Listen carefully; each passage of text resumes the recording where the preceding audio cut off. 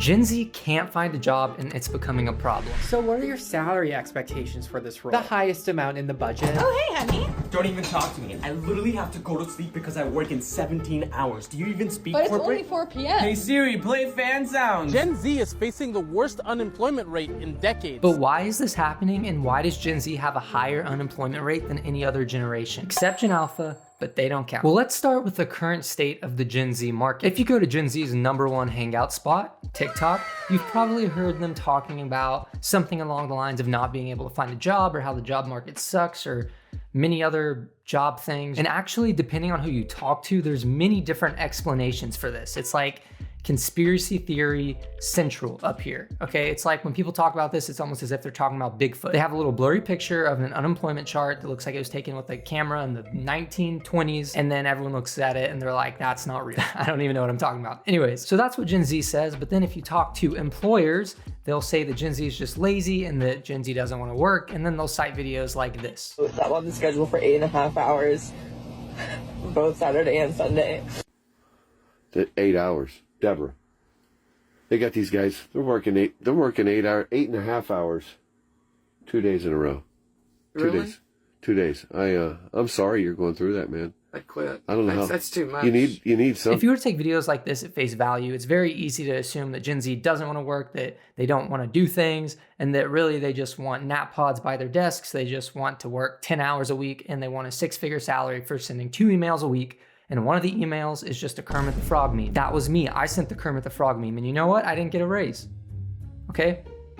So I think something's wrong here. And actually, it seems like a lot of employers believe this, because the current unemployment rate for Gen Z is a little over 10%, which is over twice as high as the overall national unemployment rate of 4.3%. So to me, it seems like obviously there's something going on there. At least at some level, there's something causing this big divide. So I mean, call us lazy all you want, but we scored higher on the unemployment test than anybody else.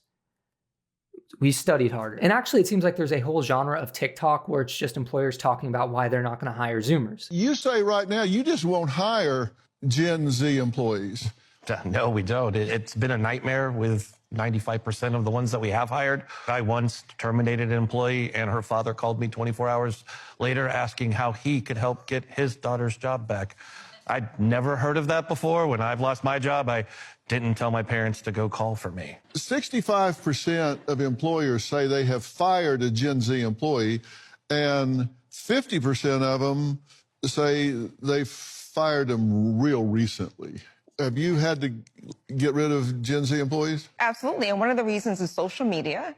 It's hard to do your job and work if you're on Instagram all day. You have to actually put your phone down and do some work. But what do you do about the tremors and seizures if they put their phone down? And look, if I'm going to be totally honest, okay, I'm going to be totally honest, I can totally see why employers would think this. I mean, there are so many videos on the internet, specifically TikTok, that makes Gen Z look like we're incapable of working. When I see the many videos of people talking about quiet quitting, or videos of Gen Z acting entitled, or even vampire ASMR, I wonder if I would hire Gen Z. It actually got to a point where I had to send an email to our HR department to ask them to think twice about even hiring a Gen Z person. And it's even worse because not only am I the HR department, I'm the only employee, and I'm also Gen Z. And I'll tell you what, that was an awkward conversation I had to have with our CEO. But even despite all of this, Gen Z claims that they want to work hard. So why is this job crisis happening? In all reality, I think this is a pretty complex issue where you can't point to one specific thing as the cause. I do think there's a lot of valid points brought up by Gen Z, like living through a generational pandemic, record inflation, and stagnating wages. I think this video does a pretty good job of summing up the feeling of Gen Z. Damn, I guess I'm gonna be homeless. You still can't find a job? No. Like, why did I even go to college? You should have gone to trade school. I make $1 million a year. How many hours do you work though? 1 billion. I found some work in the private sector. What does that mean? I pick up dog for $15 an hour. I mean, as desperate as I'm getting, I would do that. Can you get me a job? Depends. Do you have any experience picking up? How hard could it be? Hey man, enjoy the unemployment while it lasts. Well, at least you got a job at Panda Express. It's the only job I could get. I have a PhD. I'm literally a doctor. Doctor of what? Literature. Well, that's fake. You're a doctor of books? At the same time though, I do think there is some real truth to all the criticism of Gen Z, especially because the divide is so prominent. And maybe I'm just some sort of optimist or something like that, but I don't think you get twice the unemployment rate as the national average just by pure coincidence. So what I did is I sat down, I put my nose to the grindstone, and I got into deep research on what caused this issue. And I came to this conclusion. I needed a nap after that first article.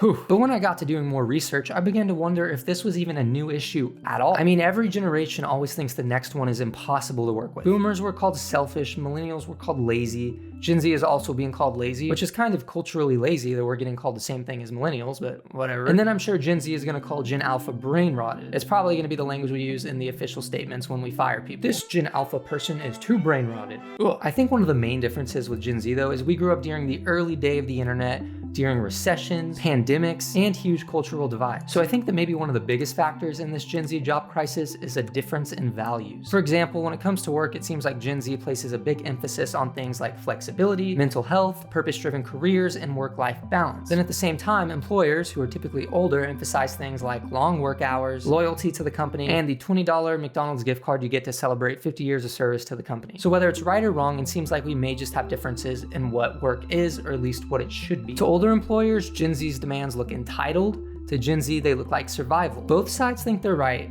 but I think both sides might be missing the point. And I think this specific point may speak to a deeper issue that's rooted in this Gen Z job crisis. There's some structural problems that nobody talks about. At the end of the day, I definitely think there's truth to both sides. I don't think one side is ever 100% right, and both totally have valid criticisms of the other. So with that being said though, I do think one of the big issues that Gen Z faces is the system that we inherited. Some of the most common points being that living costs are skyrocketing, but wages are staying relatively stagnant. And I think there's a few things that we can point to that can show this. In 1980, the median house cost was $64,000, and in 2025, the median house cost was $439,450. In 1980, the median household income was $21,020, and in 2025, the median household income was $62,192. That is nearly a 587% increase in housing, but only a little under 200% increase in income. Then if we look at tuition, in 1980, the average cost of public college was $804, and now it's $10,340. So mix that in with so many degrees being totally useless, as well as the rising cost of living,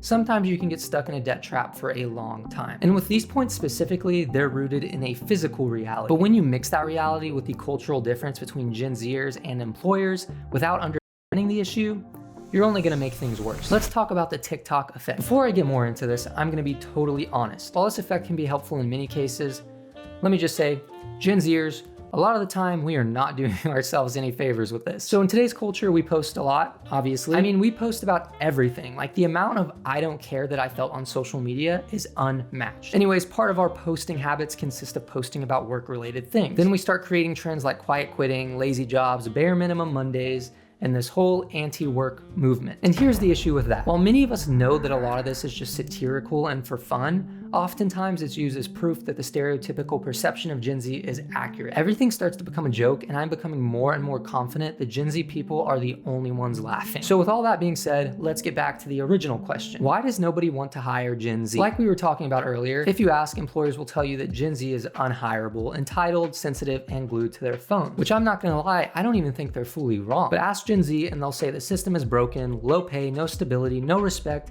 and no loyalty from a company that will ghost you faster than a Tinder date. And here's the truth. Both see the other one is the problem. Employers see entitlement, Gen Z sees exploitation. And what's the gap between the two of them?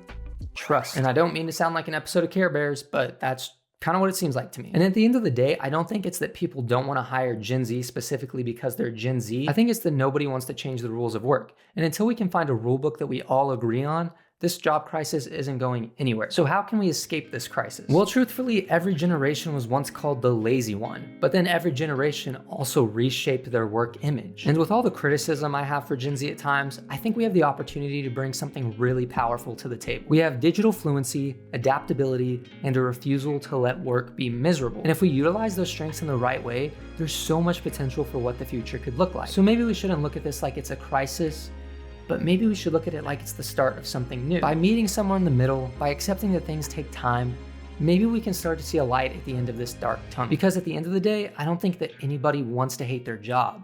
I think they just want something worth working for, which maybe we just need a hobby. And some people are saying the hobbies are dead now. And I actually talk about that more in this video right here. So go ahead and check that out if you want to see that. But other than that, thanks for watching and I will see you next time.